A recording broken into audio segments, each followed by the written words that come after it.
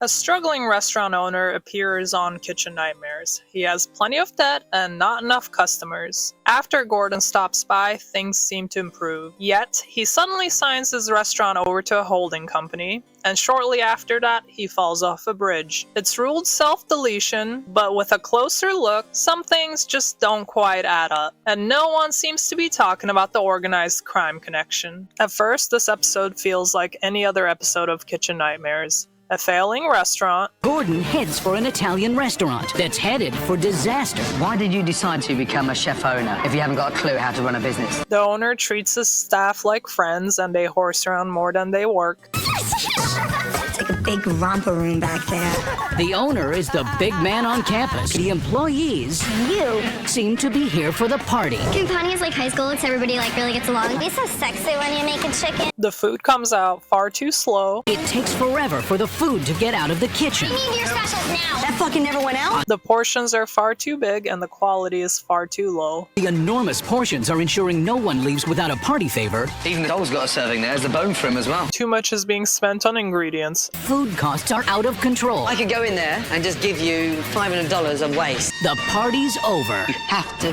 cut these portions down. And debt is mounting. Over a period of 18 months, how much have you lost? Yeah, I'd say about 120,000. Shit. I'm in trouble. You think you could continue like this for what, 6 more months? About that. Yeah, I think that's pushing it.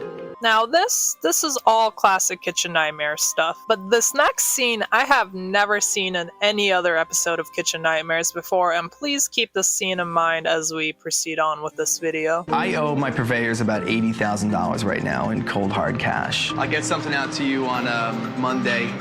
You better. You better. Who the fuck is this guy? In his leather jacket and gold chain, threateningly saying, yeah, you better pay me my money back. And here Joe's talking about how much money he owns as purveyors, and so I am to assume that this guy is perhaps a food vendor. I have seen every episode of Kitchen Nightmares available on YouTube, and not once have I ever seen a food vendor, a bank, anyone not only show up to the restaurant to demand their money, but do it in such a crude manner, go to the back of the kitchen and tell the owner in a fairly threatening tone, you better. I don't know who he is, but with some of the stuff that I found that I'm going to show you later in the video, it certainly raises some eyebrows. And as is the recipe for a classic Kitchen Nightmares episode, Gordon does his usual spiel. He cuts down the menu size, redecorates the restaurant, gives them some tips and tricks and a practice opening night, and sends them on their way. At the end of each episode, I like to Google the restaurant to see how it's doing. Most restaurants that appear on Kitchen Nightmares are already on their last leg and have closed within about a year of appearing on the show. In that sense, Campania is actually quite unique. It continues to run for 3 years after Gordon's visit. But Campania is also unique in a more unfortunate way, because if you Google what happened to Campania after the episode, you find out that Joe, that bright-eyed, confident chef who treats his staff like friends, fell to his death off the George Washington Bridge. And while this is incredibly sad considering Joe had a wife and 3 kids, it just doesn't make any sense to me. By keeping its doors open for 3 years after appearing on Kitchen Nightmares, Campania had already beat the odds. And Campania wasn't simply keeping its doors open, it was actually starting to thrive. In 2009, 2 years after appearing on Kitchen Nightmares, a local New Jersey newspaper gave Campania glowing reviews, saying the food Joe serves is amazingly progressive and innovative. In the same article, the author calls Joe's meatballs the best in New Jersey and gives Campania a 3 out of 3 star rating. In a second article written in the same newspaper, early 2010, the author says the meatballs are still arguably the best in New Jersey and claims that Campania has reinvented Italian food in a way that is still authentic eclectic enough to pull in 90-year-old New Jersey Italian grandmothers, but innovative enough for 20-something-year-old progressive foodies to stop by as well. And even in this darker toned article, the author discusses how while the restaurant was mired in debt, it was on the up and up, making a comeback. I can't quite get it to make sense in my head. Why would Joe decide to end his life 3 years after appearing on Kitchen Nightmares, when in the episode he said he could only last 6 more months, when finally his restaurant was starting to get positive publicity and reviews and seemed to be making a good comeback? And that's when I found this lawsuit, which provides some interesting data points along with raising more questions. Now, this lawsuit is about a life insurance policy and who gets to be the benefactor of said life insurance policy. And you might be wondering, what life insurance policy? Well, so it turns out, Joe wasn't the sole owner of Campania. Rather, Joe, along with Ricardo Botti and Kevin Vinn, formed a company called CWB1, in which all three had a third share of ownership, and CWB1 was the entity that owned and managed Campania. And from the certificate of formation of CWB1, which I got through the New Jersey's company search website, we can confirm that the three owners of CWB1 are in fact Kevin Wynn, Joe Cerniglia, and Ricardo Botti, and the company was formed on August 8, 2005. From a separate registration of alternate name document, we can confirm that CWB1 LLC is in fact used for Campania, the restaurant. So at this point, I'm wondering who Ricardo Botti and Kevin Wynn are. They were never mentioned on the Kitchen Nightmares episode, and they were certainly not brought up as managers or owners of the restaurant in any way, shape, or form. We don't have to wonder too much for Kevin Wynn. If we go to Joe's obituary, you will see that Kevin Wynn is Joe's sister's husband. However, Ricardo Botti is a completely different story. You see, by day, Rick runs a landscaping company.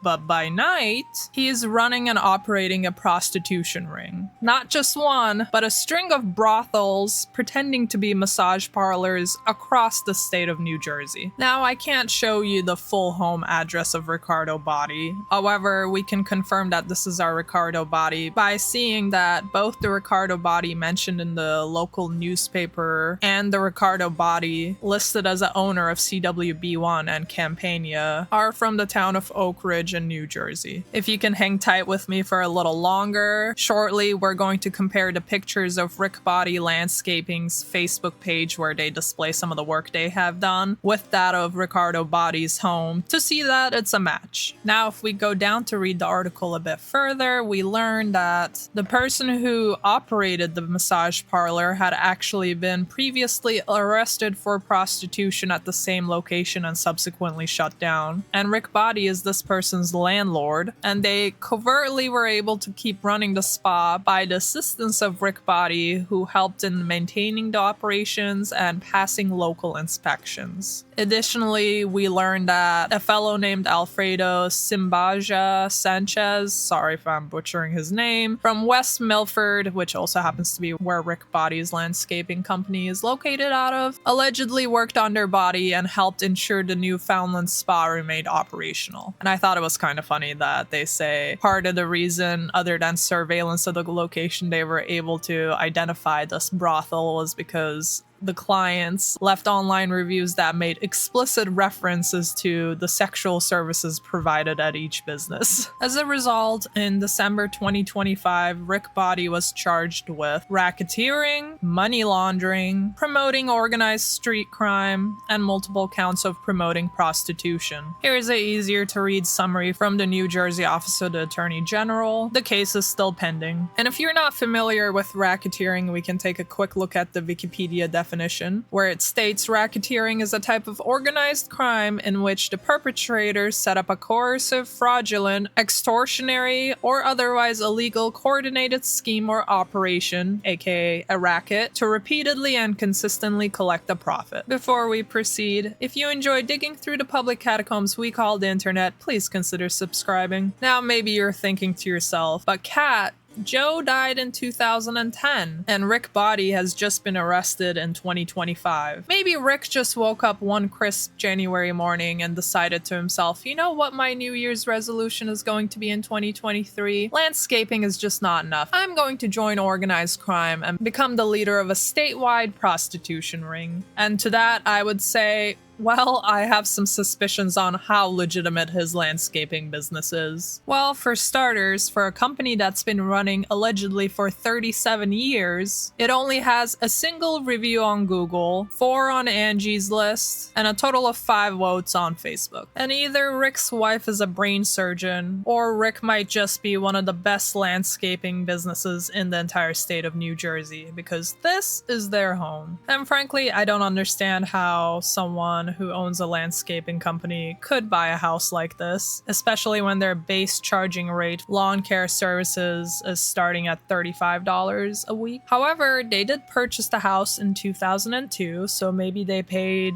$100,000 and a pair of dirty socks for it. After all, in 2002, even us regular Americans could afford homes, and it wasn't the post-2020 housing market. But according to public records, they paid approximately $437,000 to purchase this home back in 2002, which inflation adjusted today would be nearly $800,000. And I'm not trying to be a poopy butt here. If his wife happens to be a brain surgeon, or he genuinely is a megastar lawn service business owner, that's good for him. I saw a picture of his family, it looked lovely. I'm simply trying to understand, for a business with a total of 10 reviews over its entire lifetime, can a person purchase this home without also being involved in potentially illicit means of generating additional revenue? Because remember, in the article that we read regarding his arrest for the prostitution ring, they mentioned that he is the landlord for the commercial property in which the prostitution ring was being operated out of, at least one of them. So not only does he own this house, he also must have at least one, if not more, commercial properties on top of it, so that he can be qualified as a landlord. So maybe let's take a look at the Facebook page of the business and we'll gather more information there. Okay, I did find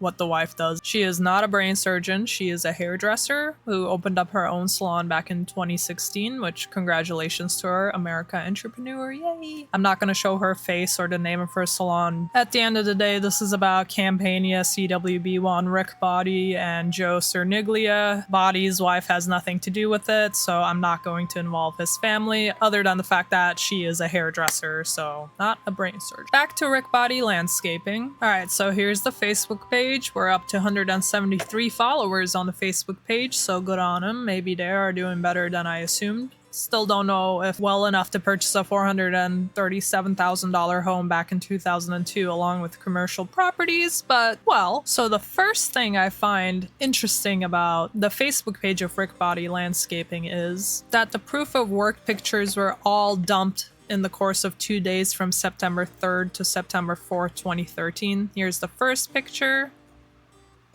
And if you scroll up, still September 3rd, 2013. And here's the last picture, September 4th, 2013. The rest is just information on the company. And I hope at this point I don't have to remind anyone, but just to be safe, please don't reach out to anyone I'm talking about in this video. Don't email this company. Do not call them. For all we know, Rick Body doesn't work there anymore now that he has been arrested. So it could be just completely irrelevant people just trying to live their lives and provide a lawn care service in New Jersey. The other thing I thought was odd is for a business that's been operational for 37 years with about 4 reviews on Facebook, 1 on Google, 4 on Angie's List. He only has a total of 8 different jobs being portrayed on his website that again were all dump posted within the span of 2 days. Well, the first thing this proves is, yeah, it is a legitimate landscaping company, so it's not just a front. But also, if this is your sole business as it lists on his his LinkedIn profile, wouldn't you want to do your best to advertise, put up maybe not every job, but a couple new jobs every year onto your Facebook page, have friends and family post reviews, or people who you've done work for, ask them to post reviews so that you can get more business, especially if you have this giant mortgage to pay off, which I did check the interest rates back in 2002. They were about 6.5%. So again, 6.5% on a $400,000+ house with income back in 2002 seems like it's pushing it to me, but maybe I'm just a little too nitpicky here. But if we quickly look at the pictures, this we can say is one job, same job, same job. So we're still at one job. This looks like a separate house. And if I'm not 100% certain, I'm just being conservative and saying it's a separate job. So we're at a second job here,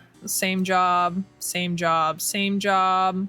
Looks like the same job based on the grass, the cobblestone, the shape, the corner of the patio, and the white picket fence here. So this is a second job. I think this is the same job based on the corner of the patio, the white picket fence, the grass, and the color of the cobblestone. So we're still at the second job. Now this one, while the cobblestone matches, I wasn't sure, so I'm saying this is a third job. This is a fourth job. That same fourth job. I'm saying this one's a fifth job. Same fifth job based on the retaining wall here and here. I'm saying this is still the same fifth job. The same fifth job, the same fifth job. Now this I had a hard time because body has a pool. That's pretty similar to this one. However, based on the fencing and the location of this little hot tub thing, I think this is a separate home and it's a sixth job. Sixth job. Just to be safe, we're gonna say this is a separate seventh job. Now this, all the pictures I'm gonna show going forward are actually of Body's house. So it's the work he has done on his own backyard. Keep this basketball court in mind,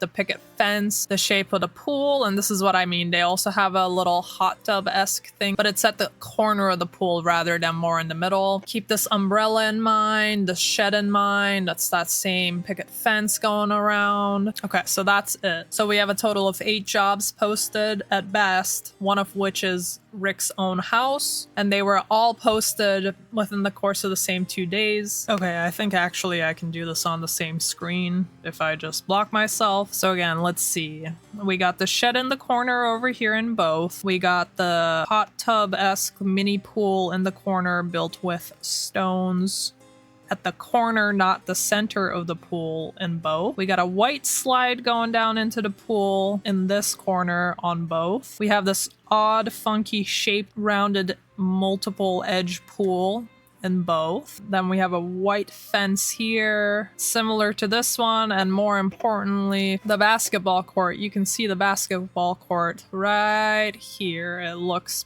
pretty much the same. Maybe I'm crazy, maybe I'm reading into it. I don't know. Put it in the comments if you think back in 2002, a couple who does hairdressing and landscaping could have reasonably afforded to buy this house without any illicit means. Nonetheless, Ricardo Body in 2025 has been charged for promoting a statewide prostitution operation. Now going back to CWB1, the lawsuit with the insurance company, CWB1 was formed in early August of 2005, and approximately 2 months after its formation, CWB1 takes out a life insurance policy on Joe Cerniglia for $600,000. On September 16, 2010, CWB1 is sold by Ricardo Body, Kevin Wynn, and Joe Cerniglia to a company called Campania Holding Corp. And 8 days after signing over the company, along with it the life insurance policy to Campania Holding Corporation, Joe Cerniglia is no more. Now, there is no Campania Holding Corporation registered in New Jersey or the neighboring state of New York. However, I was able to find one in Delaware. And Delaware is where businesses go if they don't want any public scrutiny or if they want business-friendly terms. In fact, if you take a look, many big companies, you'll find that their headquarters is located somewhere in America, but the business is registered in Delaware. Unlike pretty much any other state, I have looked into businesses on, Delaware's website charges you a metric butt fuck ton of money to get information from them, and it's slow. It's not directly available online. You can get some very basic information online. When I try to get the status and tax history information, there's a note specifically saying if you want officer and director names and addresses, that's going to only be on the annual report. And I tried to order that. However, they don't tell you how much it's going to cost up front. They charge like $1 a page, and annual reports can sometimes be really long. So I did not want to take the risk of getting a surprise $200 bill. However, if we go back to the lawsuit, in a different motion, it does state that the managing director of Campania Holding Corporation is Philip Newman. I would also like to point out that the formation/registration date of Campania Holding Corporation in Delaware is exactly the same day CWB1 sells to Campania Holding Corp. It's almost as if, based on the name and formation date, the only reason this company exists was to buy Campania and the life insurance policy asset that it owned. Now, lucky for us, Philip Newman has a page dedicated to himself and his businesses. Here we can learn that he is basically a finance guy. He likes to invest. But particularly, he likes to invest in niche, eccentric, alternative investments. For example, currently his thing is whiskey, investing in whiskey. Now, there's another article relating to Philip Newman and his alternative investment strategies. This one particularly talks about sports memorabilia and cards. Phil does seem to invest in a very particular type of assets, or at least he used to, that just seems to fit way too neatly into what's going on with CWB1 and Joe Cerniglia. Particularly in this article, we learned that Phil Newman, president of a company called Luxembourg Life Funds, which specializes in life settlements. Life settlements involve buying up life insurance policies from people willing to sell them by taking over their policies and paying their premiums, betting the insured people will die before the policy runs out. What a scummy line of investment. And you see, I'm pretty sure this Phil Newman is this Phil Newman because I found another website